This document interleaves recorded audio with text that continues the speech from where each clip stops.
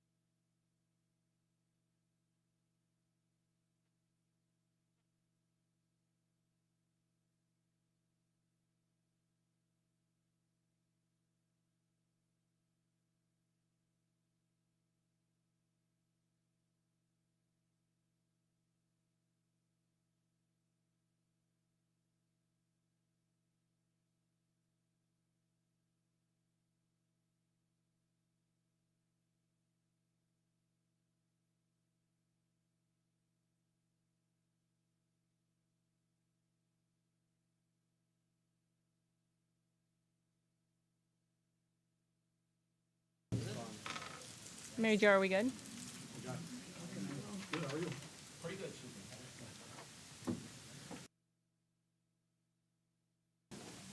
Okay. Good evening. We are going to call this meeting to order. We are going to stand for the pledge, please. I pledge Allegiance to the flag of the United States of America and to the republic for which it stands, one nation, under God, indivisible, with liberty and justice for all. Thank you. Roll call, Mary Jo, please. Amy Blazer. Present. Dave Jenkins. Here. Steve Kiefer. Here. Elizabeth Lund. Here. Stephanie Macro. Here. Ryan Olson. Here. Nicole Pavoris. Here. Okay. That means we're going to move on to the approval of minutes. Board, I need a motion to approve the following minutes as presented. The regular meeting minutes from October 21st, 2025, and the executive session minutes from October 21st, 2025. May I have that motion, please? So moved. Second. That was first Ryan, and second Amy. Roll call, Mary Jo, please. Mrs. Blazer. Yes. Mr. Jenkins. Yes. Mr. Kiefer. Yes. Mrs. Lund. Yes. Mrs. Macro. Yes. Dr. Olson. Yes. Mrs. Pavoris. Yes. Okay, that brings us to the report of the Director of Communications, Shannon. Good evening, Board. This last month, the district received one FOIA request. That FOIA is listed on tonight's public agenda. All public documents are available in the district's public board packet on our website. Are there any questions about the commercial FOIA request we received? I think so. All right, thank you. Thanks. All right. That brings us to public participation at the Board of Education meetings. I don't think, do we have any cards? No. All right, we can skip that one. Now we're going to move to the report of the Assistant Superintendent of Finance and Operations, Chief School Business Official, Dr. Werner. Up quickly this evening. Good evening, board and community members. We have a number of items for you this meeting. First, the formal treasurer's report, which its entirety can be found in the online posted board packet. October's ending fund balance was $76.8 million, up slightly this month due to higher interest income. The overall revenue coverage ratio of 48.9% remains compliant with fund balance policy 420. Moving on, I'm seeking a motion to approve board bills in the amount of $11.9 million, covering the period of October 15th through November 11th. The balance will be further broken down between payroll-related items representing $8 million, or 2/3 of the amount, and the remaining 1/3 for vendor payments, or $3.9 million. May I please have a motion to approve board bills as presented? So moved. That was first Elizabeth, second Dave. Roll call, Mary Jo, please. Mr. Jenkins. Yes. Mr. Kiefer. Yes. Mrs. Lund. Yes. Mrs. Macro. Yes. Dr. Olson. Yes. Mrs. Pavoris. Yes. Mrs. Blazer. Yes. Thank you. The following two items were discussed and detailed at recent committee meetings. The first item I'd classify as routine in nature. First, I'm seeking a motion to approve a resolution to adopt the tentative tax levy and posting of public notice. During next month's public hearing for the tax levy, a detailed truth in taxation presentation will be presented, which will outline the 2025 tax levy in detail. May I please have a motion to approve the resolution as presented? So moved. Second. That was first Amy, second Stephanie. Roll call, Mary Jo, please. Mr. Kiefer. Yes. Mrs. Lund. Yes. Mrs. Macro. Yes. Dr. Olson. Yes. Mrs. Pavoris. Yes. Mrs. Blazer. Yes. Mr. Jenkins. Yes. Thank you. The next item I classify as one-time in nature. I am seeking a motion to approve a resolution authorizing acceptance of gifts for capital campaign to partially fund the stadium and auditorium renovations at all four high schools. May I please have a motion approving the resolution as presented? So moved. Second.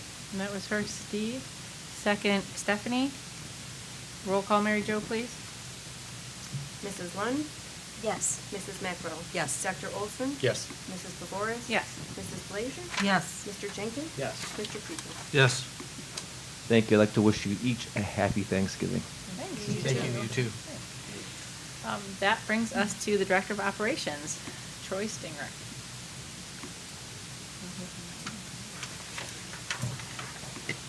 Good evening, Board. The Illinois State Board of Education has officially opened the application window for the fiscal year 2026 Round 1 School Maintenance Project Grant, otherwise known as the SMPG.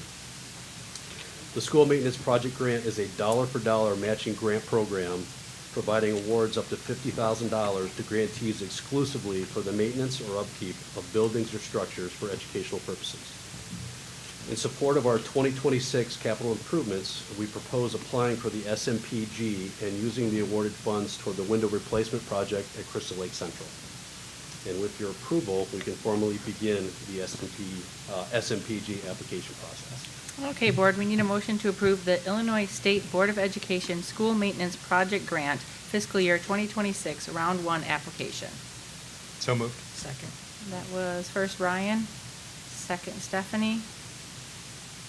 Roll call, Mary Jo, please. Mrs. McEnroe? Yes. Dr. Olson? Yes. Mrs. Pavoris? Yes. Mrs. Blazer? Yes. Mr. Jenkins? Yes. Mr. Kiefer? Yes. Mrs. Lund? Yes. Thank you, Board. Have a good night. Thank you. Okay, that brings us to the report of the Assistant Superintendent of Human Resources, Mr. Nobilio. Good evening, Board. I just have one quick item here this evening. I'm looking for your approval of the personnel report as it's listed on the agenda this evening. Okay, we need a motion to approve the November 2025 personnel report as presented. So moved. Second. That was first Amy, second Dave. Roll call, Mary Jo, please. Dr. Olson? Yes. Mrs. Pavoris? Yes. Mrs. Blazer? Yes. Mr. Jenkins? Yes. Mr. Kiefer? Yes. Mrs. Lund? Yes. Mrs. McEnroe? Yes. Thank you, Board. Okay, Director of Teaching and Learning Curriculum and Pathways, Lori Ratliff. Good evening, Board. It is my pleasure to present to you our school report card data from this past year. And so I'm going to go over some highlights with you that really represent the hard work of our students and our staff. And I think we're very proud of our students and staff and the work they've done. And that is reflected in these metrics. So first off, they've warned me to turn it on and I have to do that every time. So there you go. So first off, these are the 8 accountability indicators that we're judged by, and then 2 others that are reported on the school report card, but don't actually get figured into our overall summative designation. And so we're going to go through each of these and share how our district did, but it's these 8 metrics that make up the school report card designation for each of our buildings, and each of our buildings were deemed commendable this year, and we'll explain what that means. So each of these indicators then get placed onto this lovely house diagram, which helps us understand how each of the indicators reflect each of our schools. Each indicator has a different weight, so you can see that graduation rate, which is something that our district does well at, is 50% of the entire metric, and then these other metrics that we'll go through one by one, each are represented by a different percentage, lower percentage, so graduation rate is by far the majority of what indicates our index score. Each school gets an index score that's at the top, and so this particular school's index score was almost a 93. And then what happens to determine whether our schools are commendable or exemplary is that they are ranked across the state. And so only the top 10% of schools in the state are declared to be exemplary. I wanted to make sure you knew how very, very close we came to that. And so literally one of our schools was about 0.1 away from being an exemplary school, but all of our schools are designated in that little area by the red arrows. So all of our schools did really, really well and deserve to be commended on their school report card performance. So I just wanted to make sure you were aware of that. They all fall in that little area right there. So let's talk through the metrics. First of all, I think it is absolutely awesome that all 4 schools, their index score grew from last year to this year. So that would be that all 8 of those metrics all combined together give that little index score that was at the top of the house. And that score for every single one of our schools was higher this year than last year. So that's kudos to everybody involved and their hard work in that. And that was with some pretty significant changes this year. One of the hardest ones for us was the switch to the ACT from the SAT. That meant learning a test that we hadn't used for 6-7 years. It meant retraining our staff. It meant retraining our students. It meant learning how to administer that test again. And our staff really rose to that occasion and did an awesome job. The state also went through a procedure where they looked at the proficiency benchmarks. So there's certain scores that get your students proficient or above standards for these tests. And the state went through looking at all of those scores and redoing what indicates proficiency. That actually lowered the standard a little bit for English language arts and math and raised the standard a little bit for science. The state came to those conclusions by looking at data from all other 49 states. They looked at student performance across the state. They looked at college expectations. They looked at state standards, and that's how they determined those scores. So for our juniors, an 18 on the ELA portion of the ACT would be considered to meet proficiency, a 19 on math, and then a 19 on science would be there. We don't have these from the SAT. The state encourages us really not to compare last year's performance on proficiency because of the change in test and also because of the change in proficiency standards. So this is our ACT score. So I don't think any of us are happy with these. We're D155. We're always shooting to be as good as we can possibly be. But we are well above state standards in all of these scores. So I think it's still something to be very proud of, particularly with that switch to this test. The ELA score is a combination of scores, so it's not just English, not just reading. It's a bunch of scores kind of combined into that. Math score is the math ACT score, and science score is the science ACT score. And so we scored 19.8 on ELA metric, 20 on math, and science 20.6. Again, you can see the state averages below, and so we're significantly above the state average in all of those metrics. So if we break down each of those 8 indicators that we're judged on and look at it from a district perspective, let's first take a look at our proficiency, so English language arts, math, and science, and how we did based on the state averages for that. So here's some graphs that show you how we did. So we've got English language arts at the top, math in the middle, and science at the bottom. The top line of each graph is us. The bottom line is the state. Green would be students who met proficiency. Yellow would be students who didn't meet proficiency. So in ELA, where nearly 65% of our students met proficiency compared to 52% of the state. In math, it was 49%. 38% of the state. That was the lowest metric from the state as far as these proficiency standards. And then for science, we were 61% of our students met that standard versus 45% of the state. Again, I'm proud, and we're all proud that we're above the state standards. We're proud of our growth here, and it's something that we want to continue to improve on, and so we all work very hard to keep growing year after year in these metrics. As far as our graduation rates, again, this is something to celebrate. This was by far the largest indicator that counted towards our school's scores. And so our graduation rate this past year was 93.9 across the district, and that's compared to an 89% graduation rate in the state. It's worth noting that if a student continues on to like our Strive program or a transition program, they're not considered in our graduation rate. So that's not saying that only 94% of our seniors graduated, because students who move on to transition programs, which is the best move for them, actually don't count towards our graduation rate. So worth knowing that. Our English Learner Progress to Proficiency, ELPTP, which can be a little bit of a tongue twister, is a notoriously hard metric for high schools to meet, because what this looks like is from the time a student comes into the school system, the state gives them a certain number of years to meet proficiency in their language skills. That's 6 years. By the time most of our students come to us, they're already past those years. We have a lot of long-term multilingual learner students. And so the state has recognized that this is a very tough metric for high school. It does tend to be a tough metric for us, but I wanted you to see where that red arrow is. So that's where our schools mostly fell. And look to the right. There are not very many schools in the state that did better than us. So even though this is a lower scoring metric for us, it's one where we are doing well when you compare it to state averages. Chronic absenteeism, you know that this is something that we're working on really hard this year.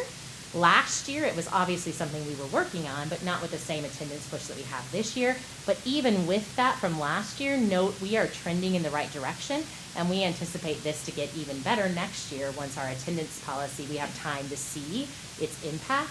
But we went from 23% chronic absenteeism in 2023 to 17.7% this past year. So we're going in the right direction. We're getting back towards those pre-pandemic levels.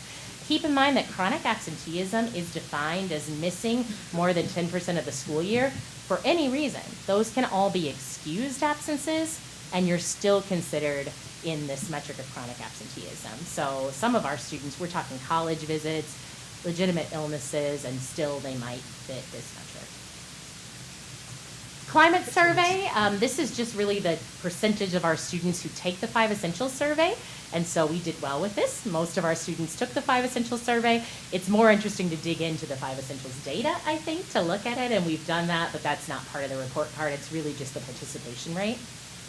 And then finally, our 9th graders on track. So this is where I think we need to really celebrate. It's the one school report card that was a direct goal of our district, and we did really well. So this is our highest level of freshmen on track since 2019, the highest level that I could get from the state records as far as looking at trend data. So this is really, really impressive. And that's near 96% of our freshmen are on track. If you know this metric, you know that this one correlates with graduation rates. So the fact that our freshmen did so well last year, being on track, should help us continue those high graduation rates as we move forward. And here's what I think is really cool, and that is you often see an achievement gap between certain populations of students and different metrics. And on our freshman on track metric, we really didn't see much of an achievement gap. And that just shows that we're really focused on meeting the needs of all students. Each student, we're really trying to help with this, and really focusing on all of them. So I thought that that was pretty cool, that even some populations that sometimes we might see a difference in metrics, we really didn't see as big of a difference on here, so we're narrowing that achievement gap. There's a couple other metrics that didn't play into those summative designations, but I think you should be aware of them because they're neat to celebrate. One of them is our CCRI metric. So this is college and career readiness indicators. It has a combination of academic factors as well as career factors. This graphic on the right is kind of what we use internally to help students and staff understand. It's complicated. Students have to have like a certain ACT score. They need to take certain classes. They need to do certain career experiences. But I want to highlight 2 things for you right now that appear on our school report card that were pretty awesome. Again, they relate to district goals. First of them is the 2.8 GPA. So this is really the only place on the school report card that you can see that district goal appear. And it looks really good for us. So in that dark green to the right, those are students who have a 3.75 or above. So that pretty much stayed consistent from last year to this year. The lighter green, those are the students who have a 2.8 to a 3.75. So notice how that kind of lighter green color increased from 2024 to 2025. And it's hard to move students' GPA. Like if you've got a sophomore, 4 semesters worth of GPA, and you're trying to move that cumulative GPA, that's hard. So this is really a testament to our buildings and how hard they worked to help students experience success in all of their classes, which is pretty incredible. And the bottom graphs show you our comparison to the state averages. So again, you're seeing that we have a lot more students achieving those high GPAs than the state average. And then you guys know that career experiences have been a big emphasis for us. And so the other part of CCRI data that I thought was worth sharing with you are our career indicators. So these are things like earning an industry credential or taking a dual credit career class. So you're getting the college credit in a career focused area, different things like that. So there's lots of different ways to do this. And our students who earned at least 3 career indicators or more increased from 2024 to 2025 pretty substantially. So the darker green is 3 or more career indicators, And then the lighter green is 2 or more, and both of those increase. So we have students getting some really quality career experiences, and that's a testament to all of the hard work that so many different people are putting in.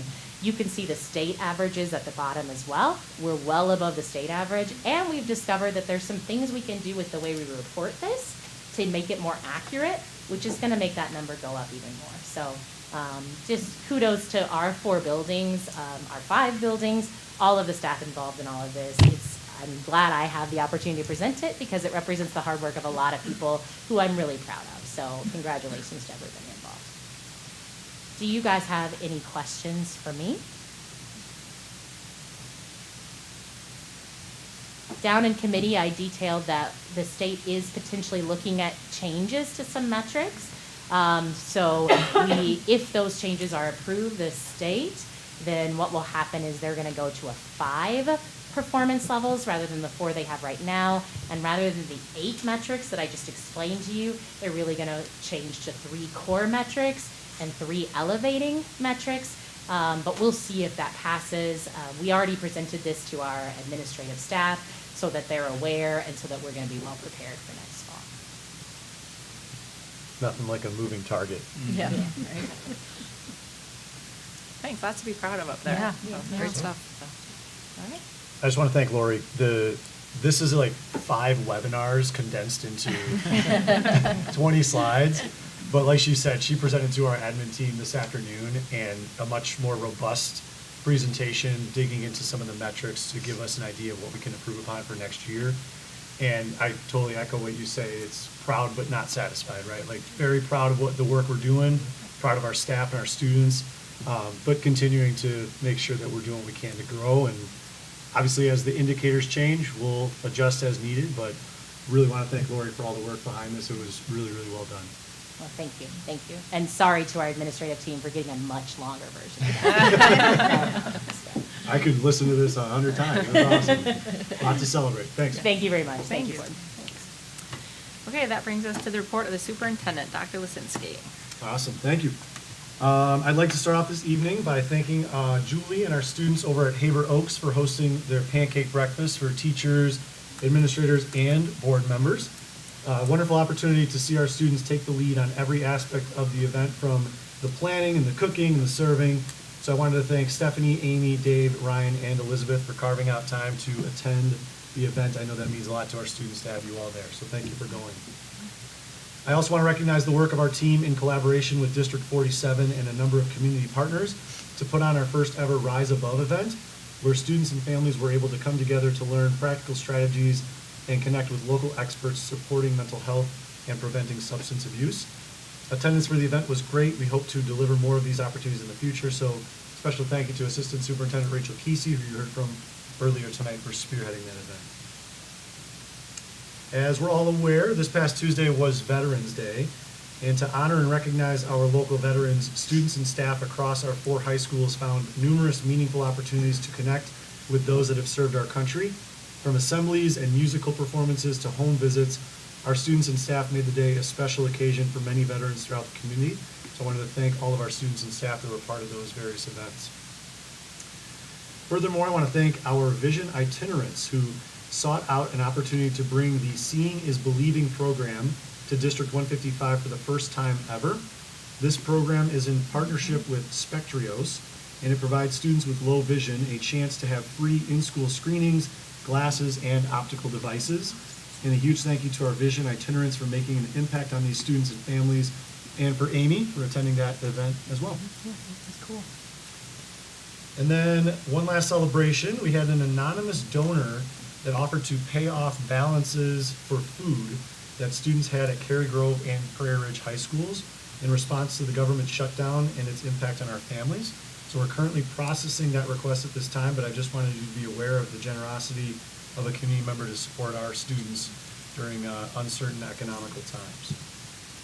And then lastly, I want to congratulate Lori Ratliff and our team of Industry, Career, and Wellness Division Leaders, Michelle Kidd, Mike Manning, Bob Hewitt, and Nick Lowe, for successfully getting our manufacturing course sequence approved by the Illinois State Board of Ed as a manufacturing pathway. So not only will students be able to receive an ISB endorsement through this course pathway, but then they also have an opportunity through some of these courses to complete that certified apprenticeship program in addition. Finally, I got a few more things, sorry. Finally, we met in 3 committees tonight. To shorten my spiel here, I would suggest community members check the agendas for those meetings for the topics that were covered. But more importantly, today, or this week, I should say, is School Board Member Appreciation Week. School Board Members Day was November 15th. And so it's a day dedicated to recognizing the unwavering commitment, leadership, and service of locally elected boards of education across the state. This annual observance honors the countless hours of board members devoted to supporting students, staff, and the long-term success of public schools. I want to express my sincere appreciation to our D155 Board of Ed for their exceptional service and steadfast support. Your dedication to our mission and your advocacy for students, families, and staff of our community are evident in every decision that you all make. You model what it means to lead with purpose, integrity, and a deep commitment to student success. And this year, our board actually earned a significant distinction, the Illinois Association of School Boards School Board Governance Recognition, which was awarded to only 42 districts across the state of Illinois. This honor reflects your exceptional governance practices, focus on continuous improvement, and commitment to transparent, student-centered leadership. You will be formally recognized at the III Conference this weekend in Chicago, and you get a badge. So get excited about that. There's also a plaque that comes too, so we'll put it over there with others. But a well-deserved acknowledgement of your all service to our community. So thank you. On behalf of our entire district, we appreciate your leadership, partnership, and unwavering dedication to our team. We're truly fortunate to have you guiding us along the way. So thank you all. That concludes my report.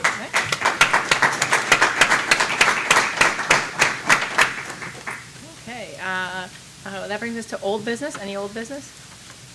Do the committee reports. How about new business? All right, so we do have a matter to be brought up by the board. As Neil mentioned, we're going to the school board conference this weekend. So we need to have a discussion and action on proposed Illinois Association of School Boards, IASB, resolutions for consideration and proposed IASB constitutional amendments at the 2025 IASB Delegate Assembly and appointment of Community High School Districts 155's delegate and alternate delegate to the IASB Delegate Assembly. I move that Stephanie Macro be appointed as District 155 IASB delegate to the IASB Delegate Assembly. And I move that Nicole Pavoris be appointed. I'll second that. So that was first Amy, second Ryan. Do we have to vote on each one? Roll call, Mary Jo, please. Mrs. Pavoris? Yes. Mrs. Blazier? Yes. Mr. Jenkins? Yes. Mr. Kiefer? Yes. Mrs. Lund? Yes. Mrs. Macro? Yes. Dr. Olson? Yes.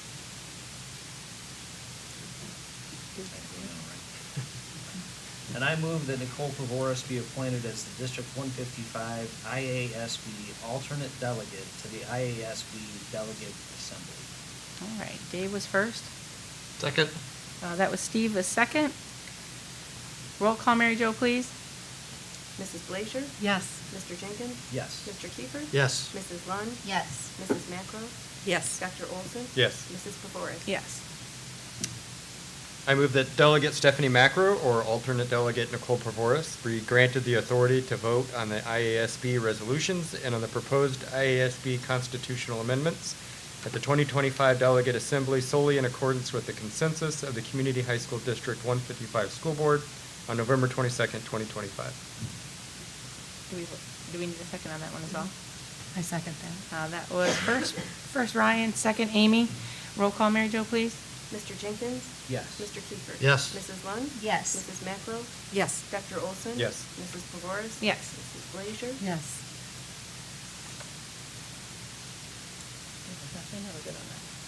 Yeah, no, unless anybody has any, I think Mary Jo passed around what is, so for anybody that hasn't been there before, the IASB comes out every year with some proposed constitutional amendments, and then there may be resolutions relating to items that the IASB might support in the legislative session. They make recommendations, and this is really an opportunity for, before I go there, if anybody has any anything they want to discuss or weigh in on. My intention is to vote with the recommendations of the IAS board unless somebody has some dissent to that. I think we should keep saying IASB, though. I mean, how Yeah. many times can, you know, Yeah, how many more times can we say it? Exactly. So that's all that is about, and we just wanted to make sure, especially, there's nothing really controversial in this year's agenda there, but if there is, you know, in the future, if there's something that merits more discussion, we want to have that sort of procedure in place to discuss that. You're good. All right, we good? So thanks, guys. Okay, so that brings us to the motion to adjourn for executive session. We're going to, for the appointment, employment, compensation, discipline, performance, or dismissal of specific employees. Motion to adjourn for executive session to discuss Open Meetings Act, Section 2C1. Oh, yeah, do I have to read that again? Okay. Okay, so I need that motion. So moved. Second. That was first Elizabeth, second Stephanie. Roll call, Mary Jo, please. Mr. Kiefer? Yes. Mrs. Lund? Yes. Mrs. Macro? Yes. Dr. Olson? Yes. Mrs. Pavoris? Yes. Mrs. Fleischer? Yes. Mr. Jenkins? Yes. Okay, there will be action when we get back, when we return. There will be.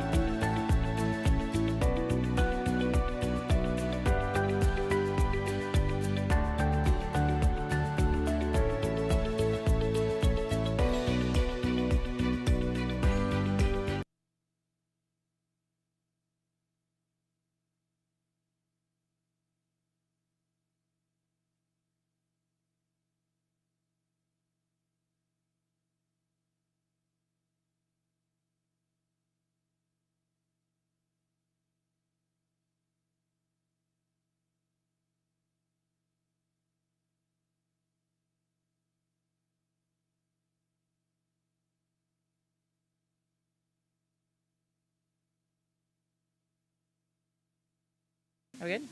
Okay. We are going to return to open session. We need a motion to return to open session, please. So moved. Second. That was first Amy, second Elizabeth. Roll call, Mary Jo, please. Mrs. Lund? Yes. Mrs. Macro? Yes. Dr. Olson? Yes. Mrs. DeVore? Yes. Mrs. Blazer? Yes. Mr. Jenkins? Yes. Mr. Kiefer? Yes. Okay. Now we need a motion to approve the one-year employment contract of Dan Nichols as principal of Cary Grove High School. May I have that motion, please? So moved. Second. That was first Stephanie, second Ryan. Roll call, Mary Jo, please. Mrs. Macro? Yes. Dr. Olson? Yes. Mrs. DeVore? Yes. Mrs. Blazer? Yes. Mr. Jenkins? Yes. Mr. Kiefer? Yes. Mrs. Lund? Yes. All right. Now we need a motion to approve the one-year employment contract of Dan DeBrucker as principal of Crystal Lake South High School. So moved. Second. That was first Dave, second Steve. Roll call, Mary Jo, please. Dr. Olson? Yes. Mrs. DeVore? Yes. Mrs. Blazer? Yes. Mr. Jenkins? Yes. Mr. Kiefer? Yes. Mrs. Lund? Yes. Mrs. Macro? Yes. Sorry. Okay, now we need a motion to adjourn. So moved. Second. That was first Amy, second Elizabeth. Sorry, I'll skip those guys. Roll call, Mary Jo, please. Mrs. DeVore? Yes. Mrs. Blazer? Yes. Mr. Jenkins? Yes. Mr. Kiefer? Yes. Mrs. Lund? Yes. Mrs. Macro? Yes. Dr. Olson? Yes. All right. Thanks, guys. So, Board, I'd like to introduce you to first the new principal at Cary Grove High School, which is Dan Nicholas. Dan, you want to wave there? Give him a round of applause.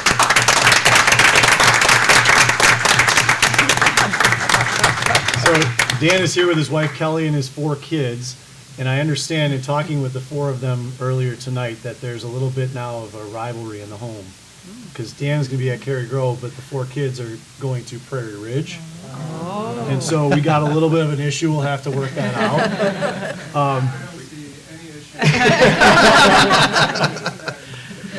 But Dan's daughter Emily over there is in 7th grade, so she'll be at PR here in a couple of years. So it'll be a little bit of a challenge, I think, here, but we'll work through it. But congratulations, Dan. Super excited to have you on the team. Well done. I have an official gift for Dan here, which are Cary Grove socks. So I'll give those to you here in a second. I know you're looking forward to those. Emily, I can get you some PR ones too, okay, kiddo? I'd also want to introduce you to Dan DeBrucker, our next principal over at Crystal Lake South. We give him a round of applause. So Dan is here with his wife Jenna and their 3 kids. Thank you guys for coming tonight. You probably learned more about the school report card than you ever knew before, which is awesome. But Dan's coming back to us. So he was a Crystal Lake South staff member and coach early in his career, at the start of his career. And so super excited to have him back with us, serving over at Crystal Lake South. Congratulations. I also have socks for you, so it'll match your tie. So there you go. But I just want to say I had the pleasure of doing reference checks on these 2. And what I found fun was the things that both of their references said that were common between the 2 Dans. They don't just share a first name. The commonalities were genuine. They said they are genuine. They are good men. They develop quality relationships. They're student-centered. They're fun. And they're thoughtful. So those were the commonalities between them. And in talking with Dan's other child, Gabe, he said he's also a really good dad. So two really good fathers out there, but also quality leaders. So again, gentlemen, welcome to the team. Excited to have you. Thank you.